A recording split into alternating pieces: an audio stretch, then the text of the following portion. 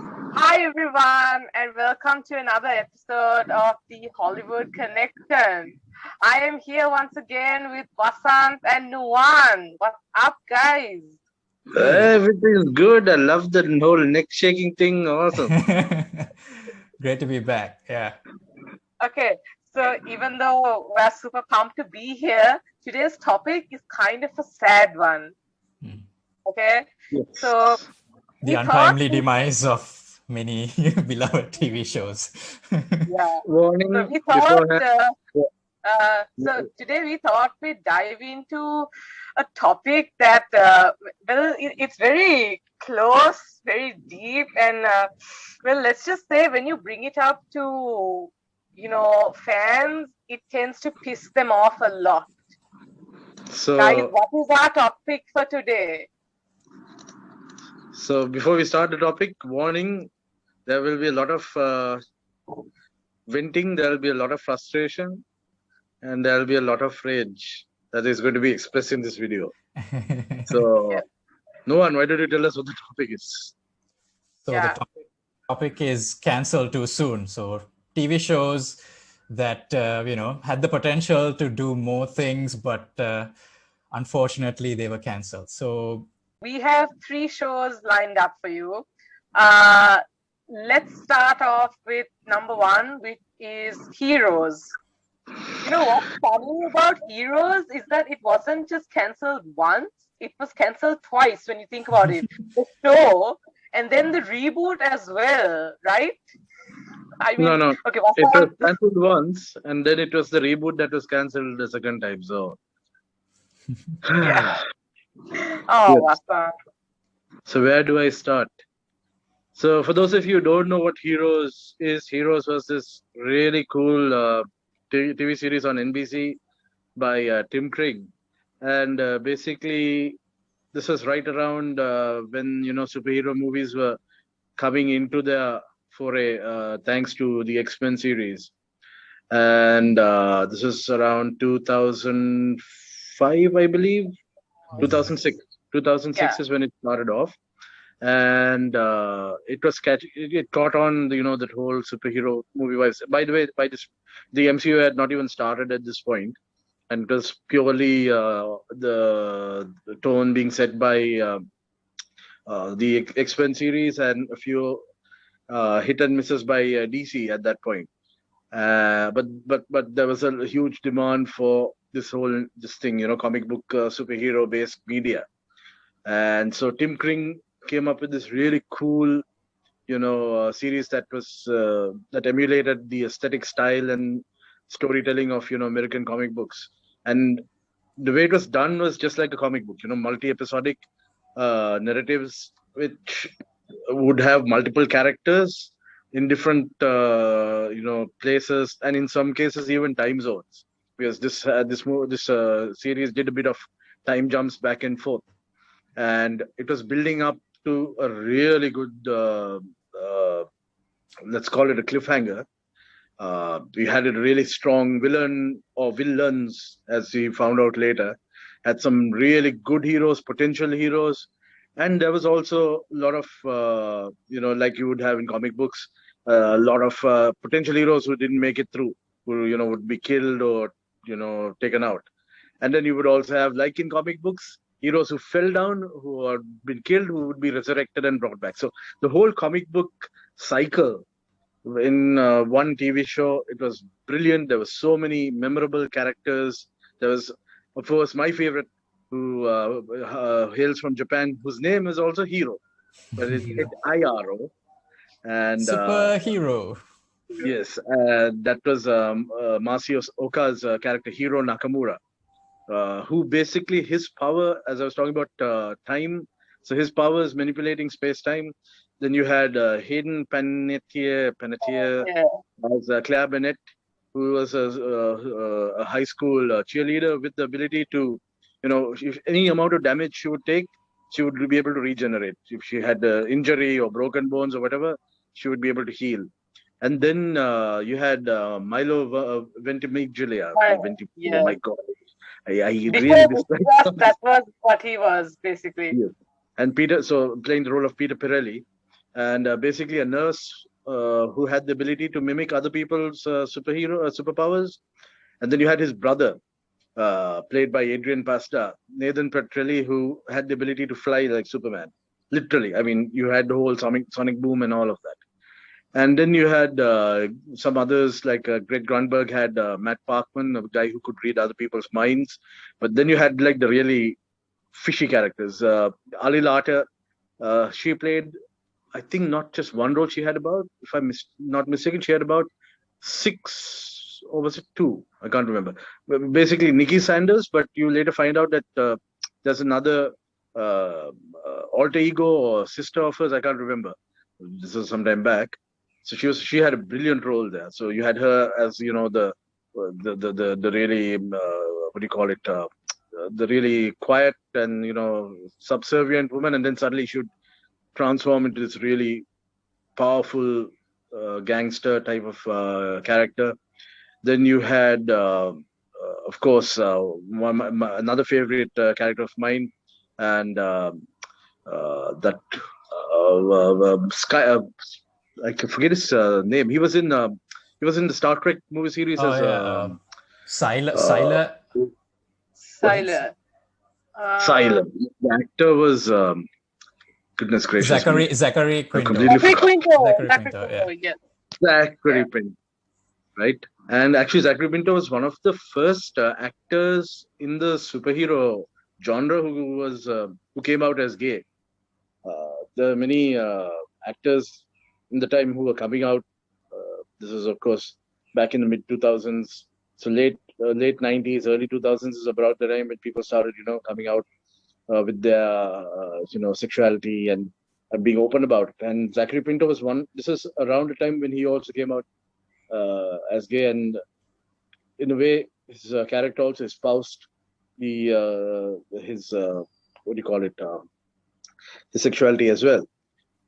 So you had Skyler, and I believe then there was a whole bunch of other characters, a whole bunch of other actors, a bunch of other characters had roles here and there, but these were the ones that really were the critical roles in that TV show. And so you had this whole thing where it was building up towards a really good, like I said, a really good, what do you call it, cliffhanger. And then we had the writer's strike in late 2007, early 2008. And it was a real, I mean, that strike really affected not just Heroes, but a whole bunch of other TV shows during that period. A lot of TV shows were cancelled around that time. So unfortunately, Heroes also ultimately ended up being one of the victims to the strike. Of course, the strike was legitimate. There were legitimate reasons for that to happen. Writers were not being paid enough, and there was a whole bunch of other things. And this was actually one of the most powerful movements, I believe, in Hollywood to date. It wasn't just TV shows; it was also movies that were affected during that period of time, 2007 to 2008. So yeah, that ultimately led to the demise of that show, and kind of they tried to tie things down with the finale of that season. So they kind of brought it to a conclusion of sorts. And then somebody had the bright idea of trying to bring the series back. Not a reboot per se, but more like a continuation. And so you had Heroes Reborn, which came, I think about 10 years later, if I'm not mistaken. Yeah, 2016 it came out. And, that had like a whole bunch of the old characters returning, and it had new characters. So they shifted a lot of the villainous roles to other players. Now, Skyler by this point had a bit of a awakening and had changed, and it was this other character by the name of Mohinder Suresh, who was a minor character in the original series, who then became a more powerful and dangerous character in this thing. And like then they also brought in a lot of the next gen, like as in children and all of that, are some of the characters from the previous show, and kind of brought them into the spotlight. But again, the focus was on characters like Nathan, like Noah Bennett, and of course, they brought a lot of new. They brought Zachary Levi into the show as Luke Collins. Zachary Levi was just coming off what's the comedy Chuck. He had just come Chuck. off yes, the popularity of Chuck. They had just finished a show, and so he was tapped into. And then they to a company or more like taking the baton forward from Hiro Nakamura. You had Miko Otomo, also known as Katana Girl, played by Kiki Sukazane, and her character is quite interesting. Then you had this is the weird thing in Heroes Reborn, the focus went more. In most cases, it was from parents to children. It was like in some cases, like Micah Sanders, who's the son of the two characters from the previous show. I think Ali Lata's character I talked about earlier. So this is a focus on him. Then you had, like I said, Miko Katana Girl taking over from Hiro in some certain ways. But there were also some cases where you had Hayden Panetta's character. What Bennett? I'm sorry, I forgot her name now. Claire Bennett. Yes. It moved from her to her father, Noah Bennett, in Heroes Reborn. And it was more a story of something that he had done to prevent certain things. Now, so the story takes place a few years after a certain event that had happened because of the heroes. This is why I was very pissed when they brought it, because they had a very unoriginal and not proper background towards Heroes Reborn. There was basically something that happened because of a certain hero, and so heroes were banned, essentially. And that was the premise for Heroes Reborn. And then basically heroes are trying to do something to, change everything. And the Heroes Reborn was not something we needed. It tried to take the story forward and failed miserably. I think it basically ran for a season at most, not even a full season. 13 episodes it ran for. 6 chapters, yeah. So 6 chapters, and then it just failed. And LBC were like, you know what, we pulled the plug before, we're going to do it again. And this is sad, because another show we're going to talk about later is also going to show you, where executives suddenly have this wise idea of first canceling a show, and then, after hearing and seeing the furor from the fans, thinking, oh, okay, you know what, we'll bring it back, but we'll do it in a different way. And then they ruin it. I mean, if you kill a show, just let it be dead, right? Don't try and re-engineer something. What's that phrase? If it's not broke, don't fix it. If it's not broke, don't fix it. Yeah. Right. Very true. Right. The heroes, they were told they have to shut it down, so they tried their best and they closed it. They brought it to an end, and we were sad, we were upset, but we learned to live with it. Right. That was 2008. From 2008, we were okay with it. Heroes Reborn was like, this is where that line from Avengers Endgame, where you have Hawkeye, when Black Widow visits him in Tokyo, right? And he's don't do it. Don't give me hope. Yeah, this is something I felt like when I watched the trailer. I was like, oh man, please be good, and God, it just the same thing can be said for Prison Break season 5. Just saying. Exactly. So that's my rant on Heroes and Heroes Reborn. Why don't we move on to the next one? Okay, so the next one is a more recent cancellation, and it had fans petitioning, and it still has fans petitioning, I think, and it has rumors spreading of people of producers bringing back the show, but I'm not sure if that's actually going to happen, or I'm not. But I know that we really, really want that to happen. So the next show is actually Mindhunter. So, Nuwan? So I think there's a lot of fans for this show, like a lot of fans who are like really enthusiastic to see like another season. But for those of you who may not have watched it, it's a psychological crime thriller. And I love the concept of, trying to understand how the mind of a serial killer works. So this show follows this FBI team as they go around and they talk to different serial killers and they try to understand how the mind works, why they're doing what they're doing. And keep in mind, this is a very groundbreaking and controversial idea for that time period, because the show takes place during the 70s and 80s. And back then, when a serial killer went on a killing spree, they just called them crazy, and then that's it, called a day, right? But these are the first people who actually try to understand why they were doing this. And the interviews they have with some of these criminals are like some of the most engaging and suspenseful dialogue scenes I've ever seen, right? And it's not even action, it's just dialogue. They're just sitting down at a table, and it's the most gripping thing ever. And they have people like, I think Edmund Kemper was one. And of course, Charles Manson, some of you may have heard of that guy. And some of these sequences are really amazing. And the characters, the FBI team, they were really, they were really likable. You have this guy, I think the young guy was Ford, right? And then the older agent was Tench. And then there's this psychologist lady who was Wendy. And you really see the pressure that they faced, mostly internally from the FBI, because nobody really believed in what they were doing. So it's really a gripping story. And the real disappointment of this, I think, comes from the fact that they set up a character. I don't want to say too much if you guys are wanting to watch this. So there's a character called BTK, and we see little bits of this character throughout season 1 and 2. And it's you sort of get the hint that, okay, this is a character that the main characters will have to confront at some point.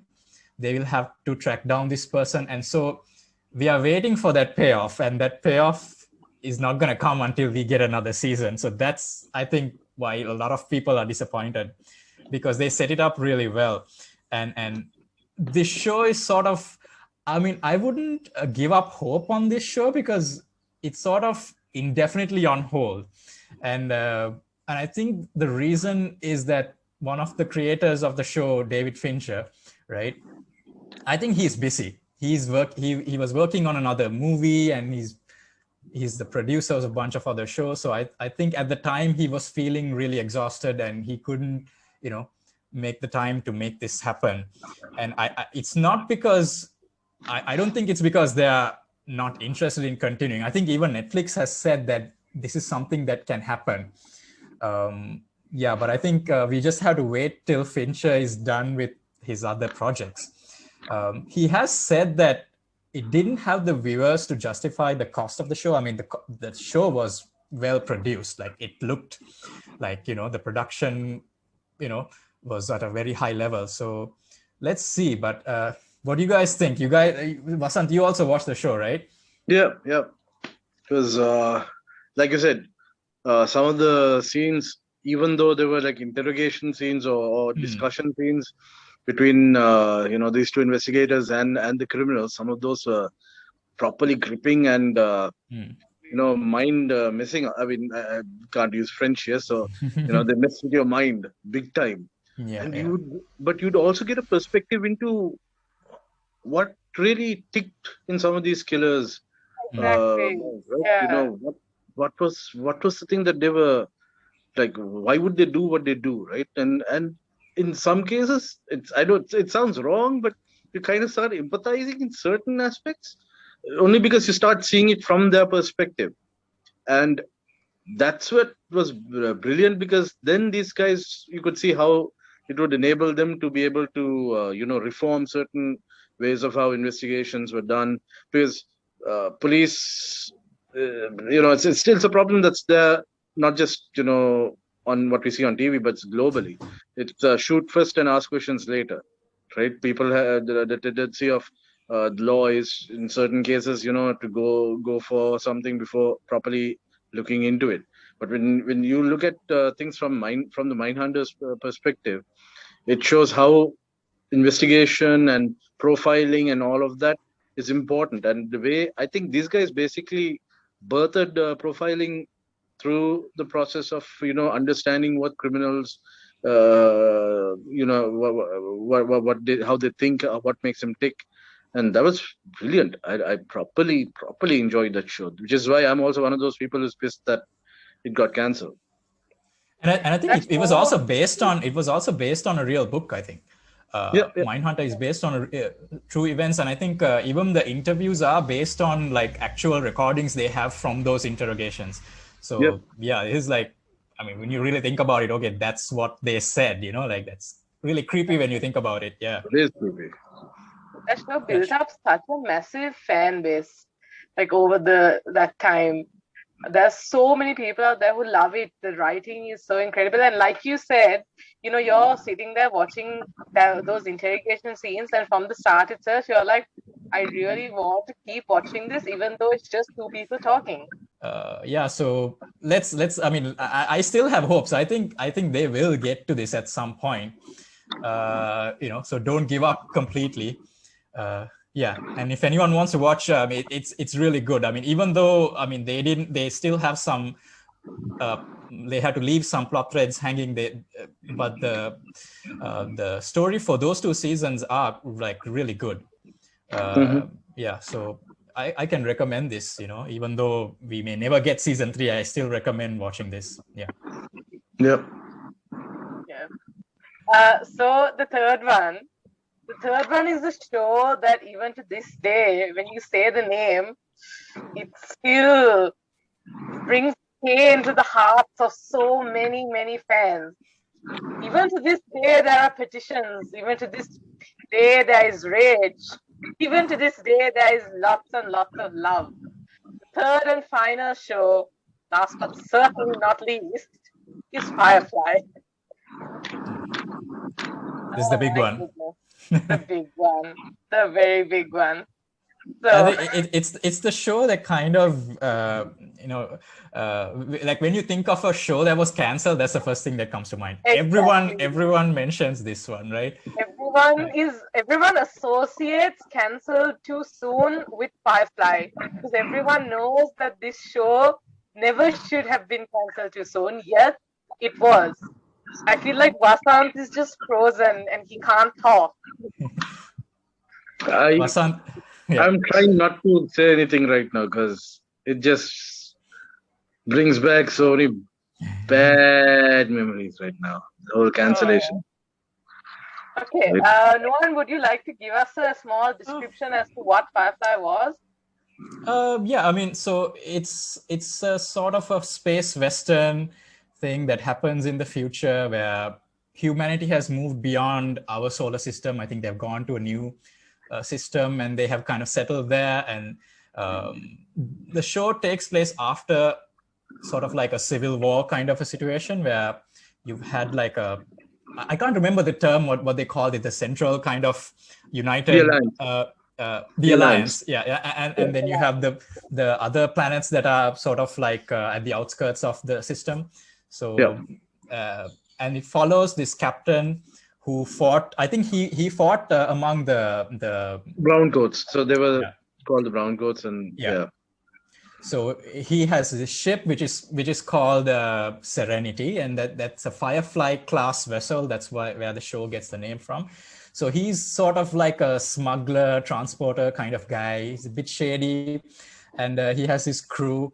And so one day he picks up a crew full of amazing, an amazing cast, by the way. Yeah, very complex characters. Like they all have, I mean, they all lovable in some way, but there's also some darkness in them. They've done some shady things, and so they sort of pick up. I think the new character. I mean, this is supposed to have been going on for a while, and then they pick up this young girl and her brother, and so they're running away from something, we don't know what, and so they get tangled up in all kinds of adventures. And yeah, it's a really fun adventure type of story. So and I like really love the characters in this show. Like, yes. And I love the cast. So you've got Nathan Fillion, you've got Marina Baccarin, Alan Tudyk, Gina Torres. So many amazing actors in that show. And and my like favorite, Adam Baldwin as Jane. Adam Baldwin. Like my favorite. Yeah. Like Nuan said, so many amazing characters, and you grow to love each character on their own. So many funny moments. Yeah, and this is Joss Whedon's.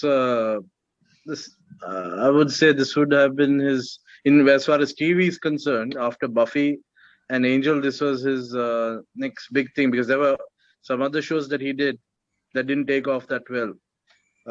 There's some other TV shows that he tried to bring in that didn't do great that well. But definitely, Firefly was one of those TV shows that really did brilliantly. And then Fox decided to pull the plug. I mean, Why? they had a lot of problems, right? I think like there was a lot of disagreements between Joss Whedon and the executives. I think he wanted Sure. sort of like a more grittier, serious type of story, because all of the characters, like I mentioned before, have a sort of darkness to them, right? Yeah, Even like Nathan Fillion's character, right? I know he's a lovable guy, but then well, he is capable of shooting somebody. Exactly. He is fully capable of doing that. So you kind of get the sense that under the surface he can be that guy if yeah, necessary. And I think yeah, what happened was Fox, I think, wanted it to be more lighthearted. So there yeah. was a lot of kind of I think disagreements there as well. There were. Yeah. Also, sadly, the critics weren't very favorable towards the show when it first came out. See, the idea of having a Wild West based type show with outer space motives wasn't something people were ready for. There were a handful of shows, I think, that had done that before. Excuse the barking if you hear it. But yeah, there were a handful of shows that tried that and didn't do well. See, when you're thinking space, you're thinking, oh wow, like advanced technology, all of that. You're not thinking of a spaceship being used to pull off a heist of a train like you would in westerns. That was brilliant. That's what I loved about it. Little things like that really took tropes from western movies and took it up, with sci-fi, in a sci-fi style. So that was why I was really, really enjoying it. And like you said, none of those characters, including Booker, the priest, none of them were, what do you call it, people who had a clean past. They all had problems. They all had issues, and some of those are really dark. And this is where, while I really disliked the movie, that Fox finally decided to, from Fox it went to Universal. Actually, Universal decided to do a movie with Joss Whedon. While I dislike it, it did at least show you more of what the Alliance was capable of. Why the Alliance were the real enemies and all. Why the Alliance was such a dangerous party. And you find out that some of the things, or some of the more the dark things in this universe, and there are some very dark things. I don't want to spoil it again. If you haven't seen it, for those of you who haven't, for the benefit of those of you who haven't seen it, we won't tell you too much. But there are some really dark aspects of this universe, and you find out that the Alliance in Serenity, the movie, the Alliance is very much involved in everything. So at least, if nothing, Serenity did kind of tie the bow in some way and wrap the show. It did. I think it did address some threads that were hanging, and especially those darker elements that you mentioned, like because they were hinted at in the show, and then you finally kind of get to see it, and it's really like the build up to that was really creepy. Yeah. Yes, and it's sad that you could have, this show had so much potential. You could have seen so much of where this could have gone, because the movie basically fast forwarded everything. But if we had spaced this out, it would have been really curious. One thing that's very interesting about the show, about the Alliance, is the Alliance. So for a long while, I was trying to figure out why you would have. There were two main languages in the show. You had English and you had Chinese. So I did not know this, in spite of having watched the show over and over again. I did not know this until recently, that the alliance is basically the remnants of the American and Chinese governments. Yeah. Two They most kind of dominant. had a fusion of Eastern Western kind of cultures. Yeah. Exactly. Because what happened was, like you said, the backdrop of the show is that Earth was not livable anymore. So people got onto colony ships and then decided to go and terraform a whole bunch of planets in a different, or a bunch of different systems. And the central government was the two dominant powers, the Chinese and the Americans. So I mean, in no world would you think that the two of those would be coincide together. Forget about fusing, but yeah, the story has the two as one government, the Americans and the Chinese. So you have two languages, two lifestyles, like food. Also, you have your Chinese food and you have your American food, and it's hilarious. Some of these characters. So I was reading up on the actors. They actually had to learn a lot of Chinese phrases to be able Slang and to things, stuff like slang that, and all right? of it. Yeah, to make it work, to make that thing work. So it was quite cool. It's quite cool, but I think what I really loved about the show was what Whedon had said about it. Was in spite of it being in the future, he said technology will advance, but we will still have the same political, moral, and ethical problems as we have today. That is what he specifically said about the vision for the show, and he was trying to show that through this through everybody's it was not just the this is, in a way, he said this is kind of a tribute to Star Wars. So he said the brown coats, or the remnants of the brown coats being the rebels, and then the alliance being the empire. But he said it wasn't just good versus evil, it's also each of those characters and the individual problems that they were facing and struggling with. I mean, without spoiling too much, one of the characters is a prostitute who ends up uh, using the ship initially for her to travel around, but then ends up becoming part of the crew inadvertently. And you have to deal with the fact that you have somebody with such a shady profession, but the crew also, like you would have you would have a priest like character, you would have the others would look at her from a different perspective, but then you have the captain himself who fell in love with her, and the imperfections were what I think really appealed to me personally, of each character, and how in spite of the imperfections, they're still trying to build and survive in difficult times. So brilliant show. Very sad that it got cancelled. Mm. Shamindri? I think Vasant said it all, but yeah, I absolutely loved it. It was so much fun and it was so energetic. It was one of those like proper feel good shows, like you never know what's gonna happen next. It always took like a different path than you expected. And the characters were so much fun. They always brought such joy to you, like every time you watched it. Yeah. And I always loved watching it, like after a long time, just watch it over and over again, and just go back to it. And if anyone out there wants a show that is not like Firefly, but like has that same vibe of crew in outer space. I have a recommendation for something that y'all might like. There's a show called Killjoys that reminded me a lot of Firefly when I first watched it. It's really fun.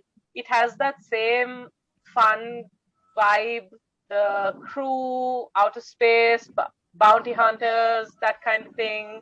So if you missed Firefly and you want to watch something that reminds you of it, you can always check this out. It didn't get cancelled, I promise. It has 5 seasons. So there's that. I'm going to, since you mentioned Killjoys, along with Killjoys from the same network at the exactly same time, they released another show which was a bit more darker, but also did have the same aspects of Firefly, and that was Dark Matter. Dark And Matter. I knew you'd say that that. was also going along same network. Uh, slightly different premise in the sense it was a crew that didn't know who they were when they woke up, but it had a very that too also had a very Firefly-ish like aspect because each one of those characters had their own, dark. All of them you find out later on that they had really dark backstories, all of them, but they were learning to actually come to think of it. That shows a little more closer to Firefly than Killjoys in that Right. aspect. Yeah, because each of those characters, right, they have very, very dark backgrounds. They are forgotten about them because of you. Again, don't want to spoil it for you. They had been made to forget who they were, but each of them came from very dark backgrounds, and then ultimately had to learn to work together as a crew. And that show, unfortunately, got Oh. cancelled. Oh. Oh, no, no, no. And it happened at a brilliant juncture because this is going to be a spoiler. So close your ears if you want to. But I was always wondering, Killjoys introduces aliens or some form of aliens. It's like this show is going all over the universe, no aliens. And they just introduce aliens in that episode. Big cliffhanger. Next day, cancel. Oh, I no. was like, why? Why would you do that? Why would you do that, man? This is the sad thing, right? Unfortunately, we've come to an age where it's all about ratings. Yeah. Yeah, It That's doesn't Firefly, matter sad. if the Firefly, story is yeah. good. Could I mean, be, it Firefly could be had a a fans, brilliant yeah, show. but yeah. Yeah. It could be a A lot of brilliant show, but it's always about ratings. That's the sad Yeah, truth. I mean, I'm going to like in literally time this in 2 minutes. I'm going to run through a bunch of shows that were very good. This is like honorable mentions, right? But bunch of shows that were really good but got cancelled because of ratings. One, Southland, brilliant TV show, great stuff, and fans were shocked when TNT decided to cancel it. So if you haven't watched Southland, it's still decent. I mean, the amount that's been released, 2 seasons, is still a lot of story, a lot that you can pick up, a lot you can enjoy. If you really go back in time, Leslie Nielsen. Don't know if you guys have watched Naked Gun or I've watched from Naked the Gun, yeah. yes I from love that that guy. franchise. You had Police Squad, very awesome, very funny. 6 episodes in, got cancelled. Really disappointing.